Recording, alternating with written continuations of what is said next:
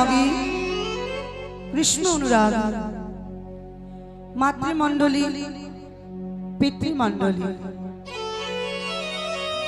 আগত অনাগত অভাগত গ্রামবাসী বৃন্দ, যারা সকলেই আমার রাধা গোবিন্দের রাতুল রাঙা চরণ আশ্রয় করেছেন, তাহাদের সকলের চরণে রইল আমার শত শত কোটি দণ্ডাবত প্রণাম। তারপর প্রণাম জানাই এখানে যত সাধুগুরু বৈষ্ণব আছেন, তাহাদের চরণে রইল আমার শত কোটি দণ্ডাবত প্রণাম। দেখুন, আজ আমরা সকল ভক্তমণ্ডলী মায়েরা এবং বাবারা এই মহতি হরিবাসরে এসেছি। কেন? কিছু হরি কথা, কিছু কৃষ্ণ কথা আস্বাদন করব বলে। তবে মাগো, এই হরি কথা কৃষ্ণ কথা শুনতে গেলে মন দিয়ে আস্বাদন করতে হবে গো। তার কারণ ভগবান সব কিছু সইতে পারেন, কিন্তু ভক্তের চোখের জল, কারু অহংকার, কারু দর্প সহ্য করতে পারে না বাবা। তাহলে এর প্রমাণ কোথায়? না, এই প্রমাণ হচ্ছে মহামুনি ব্যাসদেব। মহামুনি ব্যাসদেব ভগবানের লীলার কথা লিখছেন মা, আর লিখতে লিখতে মনে মনে চিন্তা করছে যে এই তো ভগবানের লীলার কথা, ভগবানের লীলার কথা প্রায় সব লিখে আমি শেষ করে ফেলেছি, আর একটু আছে, তাই বাকি যেটুকু আছে সেটুকু আমি স্নান সেরে এসে লিখে ফেলব। এই বলে মহামুনি ব্যাসদেব স্নানে চলে গেলেন মা। এদিকে অন্তর্যামী ভগবান করলেন কি? ছোট্ট চড়ুই পাখি রূপ ধারণ করে এসে দাঁড়ালো মহামুনি ব্যাসদেবের কাছে।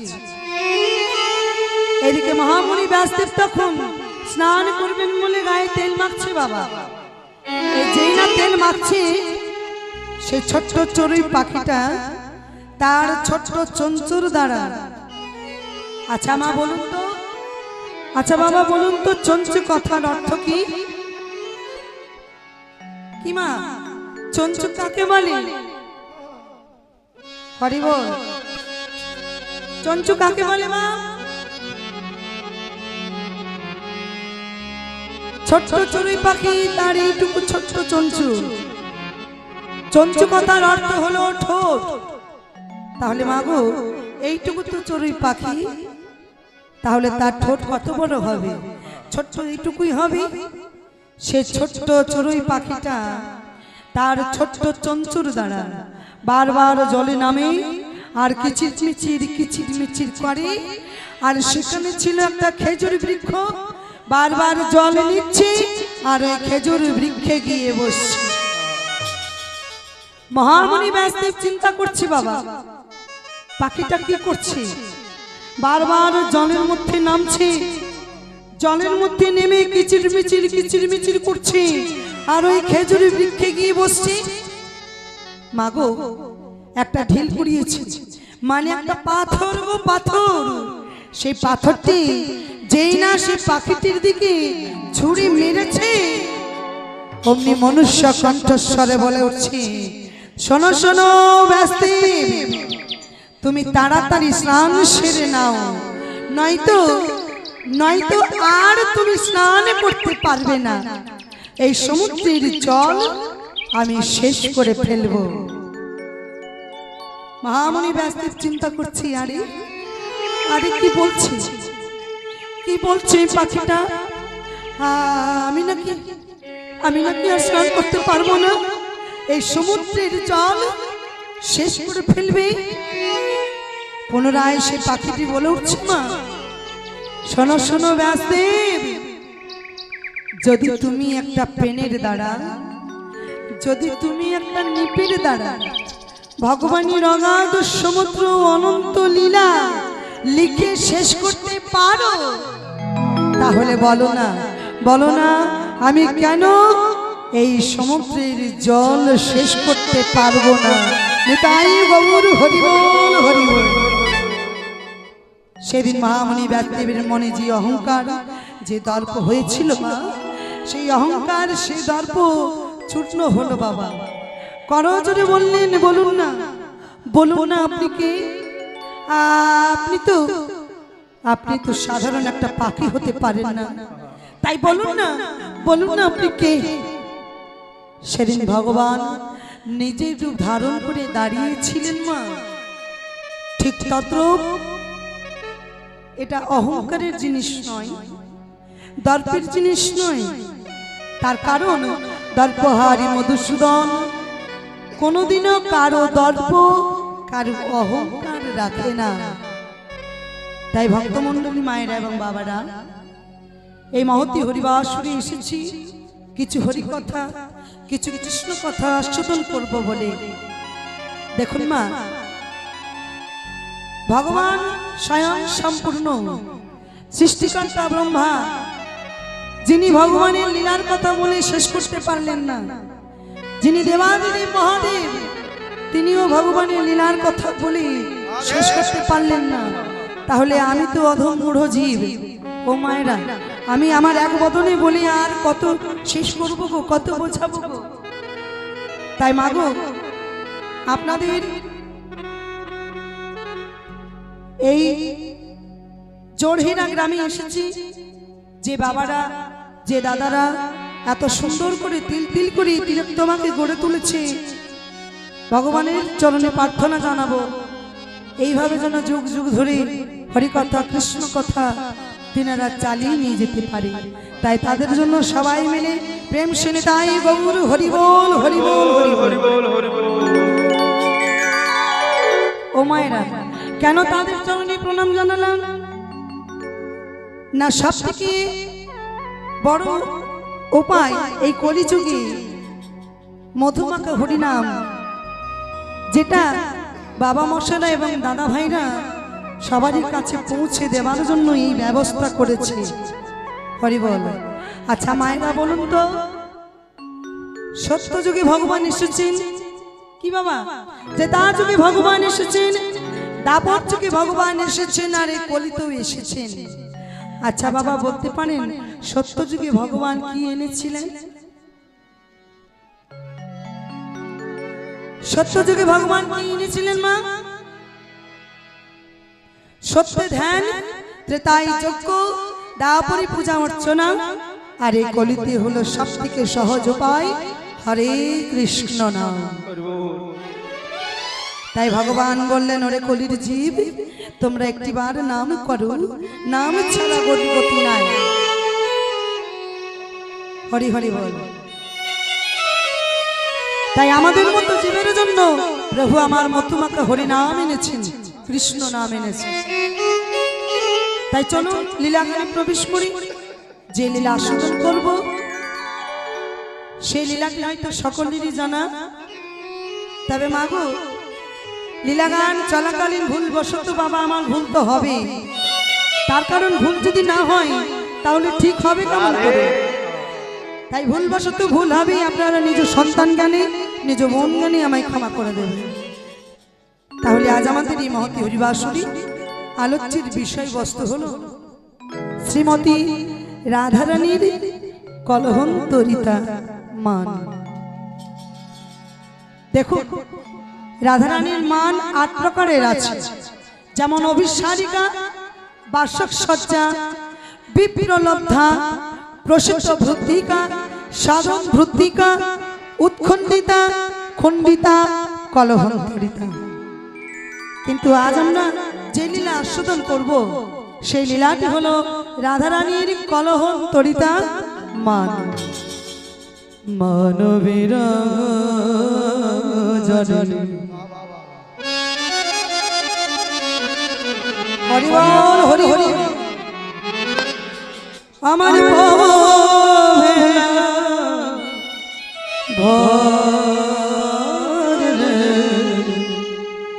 মানবী রাজনী আমার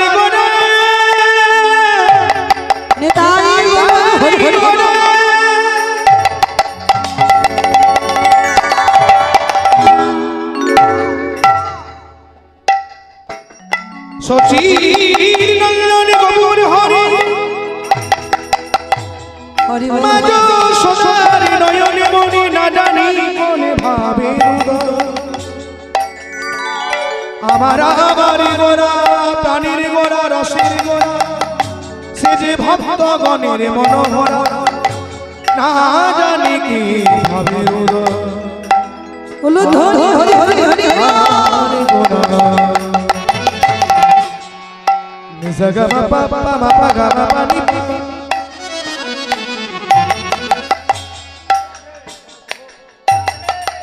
হরি বল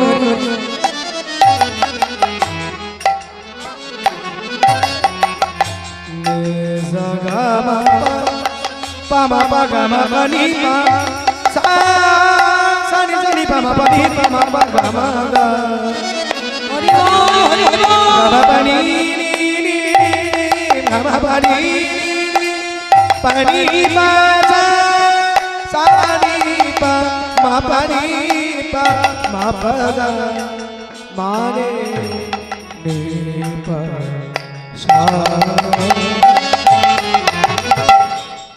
মানবী রহ জরি ওরে আমার প্রভু ভেল প্রভু ভেল প্রভু ভেল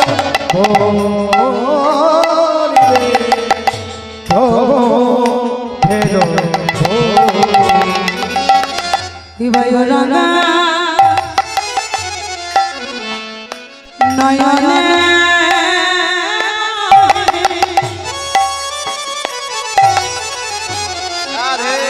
ও রাঙা ও রাঙা ও রাঙা নয়নে নয়নে বগি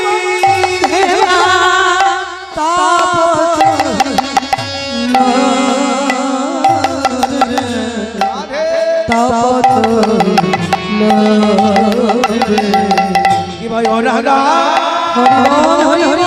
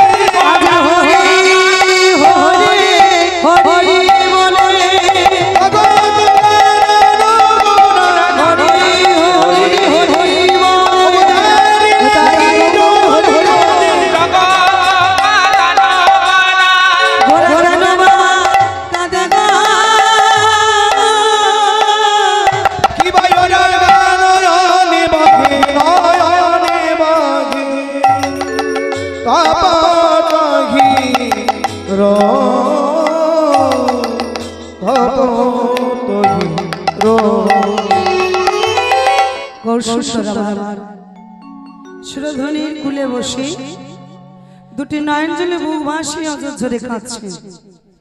তাদেরকে এক নাগরী অপর এক নাগরীকে ডেকে বলছে, ওরে নাগরী রে, একটিবার চেয়ে দেখ, চেয়ে দেখ, আজ আমার গৌর হরির নয়ন হতে যেন মুক্তা বরিশন হচ্ছে। কথা শুনে সেই নাগরী বলছি, তুমি বলছো গৌর হরির নয়ন হতে মুক্তা বরিশন হচ্ছে, কিন্তু শোনো শোনো শোনো, আমার কি মনে হচ্ছে জানো, মুক্তা নয়, মুক্তা নয়, ও যে মুক্তি ঝরেছে গো মুক্তি। নবদ্বীপ চন্দ্র গৌরহরির ভাবটি হয়েছে বাবা বিপরীত। কেন? প্রভু যখন রাধা ভাবের উদ্দীপন হয় তখন তিনি রাধা রাধা বলে কাঁদেন, আবার যখন কৃষ্ণ ভাবের উদ্দীপন হয় তখন তিনি কৃষ্ণ কৃষ্ণ বলে কাঁদেন। তাই আজ রাধা ভাবের উদ্দীপন হই হা কৃষ্ণ বলে কাঁদছে, আর নয়নে ঝরে পড়ছে অবিরত অশ্রুধারা। তা হ্যাঁ গো, ভগবানের নয়নে আজ অশ্রু ঝরে পড়ছে কেন বাবা? কেন? ভগবান তো স্বয়ং সম্পূর্ণ, তাহলে তার নয়নে অশ্রু ঝরে পড়ছে কেন? না আপনি আচরি ধর্ম জীবের শিখায়। প্রভু আমার নিচে আচরণ করে জীবকে শিক্ষা দিলেন গো, ওরে জীব না কাঁদলে ভগবানকে যে পাওয়া যায় না। ভগবানকে পেতে গেলে কৃষ্ণ কৃষ্ণ বলে কাঁদতে হবে, উপযুক্ত ভক্ত হতে হবে, আর ভক্ত হতে হলেই চাই ভক্তি। তাহলে ভক্ত কাদের বলে? কি বাবা, ভক্ত কাদের বলে বাবা? ও মায়েরা, ভক্ত কাদের বলে গো? এইভাবে চুপচাপ বসে থাকলে তো চলবে না, আমার সাথে তো কথা বলতে হবে, তাই না? না না, ঠিক করে এলে চলবে না, এখানে এসে কর্ম করতে হবে তো, আমার সাথে কথা বলতে হবে, মাঝে মধ্যে একবার করে অনুধ্বনি করতে হবে। ও মায়েরা, রাধে। আচ্ছা বাবারা বলুন তো, তাহলে ভক্ত কাদের বলে? ভগবান বললেন ভক্তি যার আছে ভক্ত তাকেই বলা হয়েছে, ভক্তি যার নাই কৃষ্ণ তার নাই। ও মায়েরা, মোটা করে তুলসীর মালা করলাম, ভালো করে তিলকান্নি করলাম, বেশভূষণ আলাদা করলাম, হ্যাঁ গো, তাকে দেখে আমরা বলবো যে উনি একজন বিশাল বড় ভক্ত? কি বাবা, তাকে দেখে আমরা বলবো যে উনি একজন বিশাল বড় ভক্ত? না বাবা, ভগবান কি আভরণী ধরা যায় না গো, ভগবান কি যে আচরণে ধরতে হয়। মাগো, ভগবান বললেন ভক্তি যার কৃষ্ণ তার, ভক্তি নাই যার কৃষ্ণ নাই তার। তাহলে ভক্ত চিনব কেমন করি? ভক্ত চিনব কেমন করে? বলছে এক কথার উত্তর। এই কথা জানতে গেলে আমাদের যেতে হবে। আচ্ছা বলুন তো বাবারা, মিথিলার রাজা কে ছিলেন? ও মায়েরা, মিথিলার রাজা কে ছিলেন গো? মিথিলার রাজা ছিলেন জনক রাজা। জনক রাজা, এই জনক রাজা একদিন সকল মুনিবরদের ডেকে পাঠিয়েছে। তাদের মধ্যে একজন মুনিবর এসেছেন বাবা, যার শরীরে 8টি অংশ বাঁকা, যেমন হাত বাঁকা, পা বাঁকা, মুখ বাঁকা, কোমর বাঁকা, এইভাবে তার শরীরে 8টি অংশ বাঁকা। সেই অষ্টবক্র মুনি বলছে, মহারাজ আমি আপনাকে বলে দিতে পারি, মহারাজ আমি আপনাকে বুঝিয়ে দিতে পারি, সেই এক কথার তত্ত্ব কাকে বলে? মহারাজ বলছে, তাহলে বলুন মুনিবর, সেই এক কথার তত্ত্ব কাকে বলে? বলছে, মহারাজ সেই কথা বলতে গেলে যেটা আপনার ব্যক্তিগত সম্পত্তি রয়েছে সেটা আমায় আজ দিতে হবে। আস্তে, ও মায়েরা, এত কথা কিসের? হরি বল। এইভাবে যদি গল্প করেন, চিৎকার করেন, তাহলে লীলার বিষয়বস্তু কিছু বুঝতে পারবেন না। নিজেরাই বাড়ি যেতে যেতে বলতে বলতে যাবেন কি, ওই যে কোথা থেকে এসেছিল কে, শতাব্দী দাস বৈষ্ণব নাকি কি যে গান করে গেল বাবু, কিছুই বুঝতে পারলাম না। তাহলে বুঝতে গেলে কি করতে হবে? মন দিয়ে লীলা গান আস্বাদন করতে হবে। হরি বল। তাহলে যেটা তোমার ব্যক্তিগত সম্পত্তি, মহারাজ বলছি আমার ব্যক্তিগত, আরে আরে আমার ব্যক্তিগত বলতে এই মিথিলার রাজ্য। মুনিবার বলুন না সেই এক কথার তত্ত্ব। এই মিথিলার রাজ্য আমি আপনাকে দিয়ে দেব। মুনিবার বলছি মহারাজ, এই মিথিলা রাজ্য আপনার ব্যক্তিগত সম্পত্তি হয় কেমন করে মহারাজ? বলছে কেন এই মিথিলা রাজ্য আমার নয়? বলছে মহারাজ, যখন আপনি ছিলেন না মহারাজ, তখন এই মিথিলা রাজ্য আপনার দাদু চালিয়েছে, আপনার বাবা চালিয়েছে। আবার যখন আপনি থাকবেন না মহারাজ, এই মিথিলা রাজ্য আপনার ছেলে চালাবে, আপনার নাতি চালাবে।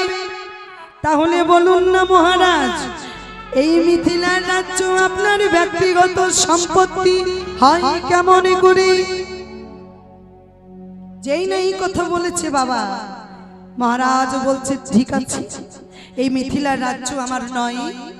আচ্ছা ঠিক আছে, দেখো দেখো দেখো, ওই তো ওই সোনার সিংহাসন, আরে ওই সোনার সিংহাসনে তো আমি বসি, ওই সিংহাসন তো কারণ নয়, ওটা তো আমার। বলুন না, বলুন না মুনিবার সেই এক কথার তত্ত্ব, ওই সোনার সিংহাসন আমি আপনাকে দিয়ে দেব। মুনিবার বলছি মহারাজ, ওই সোনার সিংহাসন সেটা আপনার ব্যক্তিগত সম্পত্তি হয় কেমন করে? বলছে কেন মুনিবার, ওই সোনার সিংহাসন আমার নয়। আরে আরে ওই সিংহাসনে তো আমি বসি গো। মুনিবার বলছি মহারাজ, যখন আপনি ছিলেন না, যখন আপনি ছিলেন না, তখন ওই সিংহাসনে আপনার দাদু বসেছে, আপনার বাবা বসেছে। আর যখন আপনি থাকবেন না মহারাজ, ওই সিংহাসনে আপনার ছেলে বসবে, আপনার নাতি বসবে। তাহলে বলুন না, বলুন না মহারাজ, ওই সোনার সিংহাসন আপনার ব্যক্তিগত সম্পত্তি হয় কেমন করে? মহারাজ বলছে বেশ ঠিক আছে, দেখো না এই রাজ্য আমার নয়, ওই সোনার সিংহাসন সেটাও আমার নয়। বেশ ঠিক আছে, আমার নিজের বিয়ে করা স্ত্রী, আরে আমার স্ত্রীকে তো আমি বিয়ে করেছি, সে তো আর কারো নয়, সে তো আমার। তাহলে বলুন না মুনিবর সেই এক কথার তত্ত্ব, আজ আমি আমার স্ত্রীকে আমি আপনাকে দিয়ে দেব। বলুন না, বলুন না সেই এক কথার তত্ত্ব। মুনিবার বলছি মহারাজ, আপনার স্ত্রী আপনার ব্যক্তিগত সম্পত্তি হয় কেমন করে? যেই না এই কথা বলেছে মা, মহারাজ রেগে গিয়ে চিৎকার করে বলে উঠছে, মুনিবার এ আপনি কি বলছেন? মুনিবার এ আপনি কি বলছেন? প্রথমে বললেন এই রাজ্য আমার নয়, আমি মেনে নিলাম। তারপর বললেন এই সোনার সিংহাসন আমার নয়, তাও আমি মেনে নিলাম। কিন্তু আমার নিজের বিয়ে করা স্ত্রী, আরে আরে সেও কি আমার নয়? মহারাজ, যখন আপনি আপনার রাজ অট্টালিকা ছেড়ে, যখন আপনি আপনার রাজ ঐশ্বর্য ছেড়ে আপনার আসল ঠিকানায় যাবেন, আসল বাড়িতে যাবেন, বলুন না মহারাজ, সেদিন কি আপনার স্ত্রী আপনার সঙ্গে যাবে? ও মায়েরা, যেদিন সব কিছু ছেড়ে দিয়ে আসল ঠিকানায় যাব। আচ্ছা আমাদের আসল ঠিকানা কোনটি বাবা? কোনটা আসল ঠিকানা?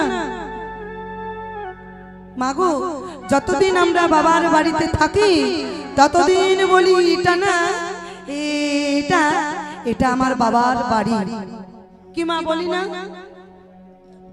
তারপর বাবার বাড়ি থেকে যখন আমরা চলে আসি শ্বশুর বাড়িতে, তখন বলি কি না, এটা না, এটা আমার শ্বশুর বাড়ি। তারপর শ্বশুর বাড়ি থেকে যখন আমরা চলে এলাম ছেলের সংসারে, তখন বলি এটা না, এটা এটা আমার ছেলের সংসার। ও মায়েরা, ছেলে আমার, মেয়ে আমার, সংসার আমার, যতই তুমি করো না আমার আমার, দিনের শেষে কিন্তু কেউ কারো নয় গো। সব কিছু ছেলে যখন আসল ঠিকানায় যাব, আসল বাড়িতে যাব, তখন ওই ছেলে, ওই ছেলের বউকে ডেকে যদি বলেন যে বৌমা এক কাপ চা দাও না মা, এক কাপ চা দাও না। তখন আপনার সেই ছেলের বউ বলবে, আর পারছি না বাবু, এবার চলে গেলে বাঁচা যায়। ও মায়েরা, যতদিন সংসারে দিতে পারবেন সংসার আপনার, কি বাবা তাই নয়? সংসারে যতদিন দিতে পারবেন সংসার আপনার। সংসারে যখন আর কিছু দিতে পারবেন না, আর কিছু করতে পারবেন না, সংসার কিন্তু আপনাকে আর মেনে নেবে না গো। তাই বলছে যতই করো না, আমার আমার ছেলে, আমার মেয়ে, আমার সংসার, আমার সব কিছু ছেড়ে আসল ঠিকানা, আসল বাড়ি। ও মায়েরা, আসল বাড়ি হলো আমাদের ওই জমির বাড়ি, ওই শ্মশান বাড়ি। যেদিন চার পাহাড়ে স্কন্ধে চড়ি ওই শ্মশান ঘাটে যাব, মুখে শুধু বলবে কি, বলো হরি, বলো হরি, বলো হরি। মাগো, সেদিন সব কিছু ফেলে রেখে চলে যেতে হবে ও পারি। কে বা তোমার, তুমি বা কার, চোখ বুঝলে সব অন্ধকার। সেদিন যদি কোমরে একটা ডোর থাকে, সে ডোরটি পর্যন্ত টেনে খুলে নেওয়া হবে মা। তাহলে বৃথাই করো আমার আমার এই সংসারে কেবলমাত্র আমরা অভিনয় করতে এসেছি বাবা। অভিনয়ের পালা শেষ হবে, চলে যেতে হবে আমাদের আসল ঠিকানায়। মাগো, তাই বলছে তো, ছেলে আমার, মেয়ে আমার, সংসার আমার, যতই করো না আমার আমার, যার জন্য মর।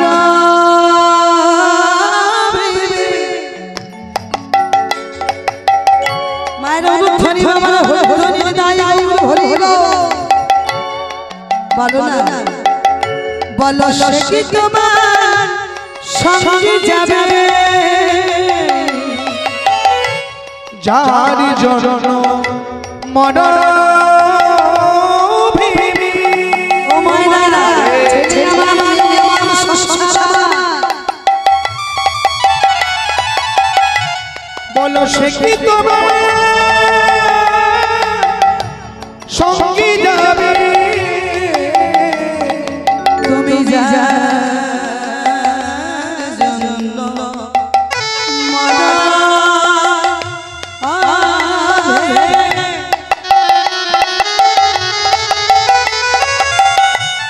ও মায়েরা, বলো সে কি তোমার সঙ্গে যাবে, তুমি যার জন্য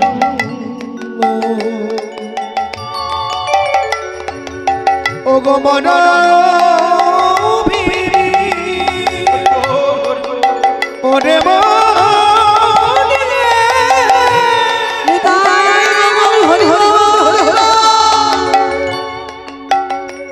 এই সোনার সংসারে জীবন করে টলব, যেমন ভক্ত বাবার করে জলে করে টলব। এই দেহ মারি বসি ভূত দেহ, ওরে মন রে, ওরে পাগল মন আমার, ওরে মন রে মন, ওরে ওরে ওরে মন।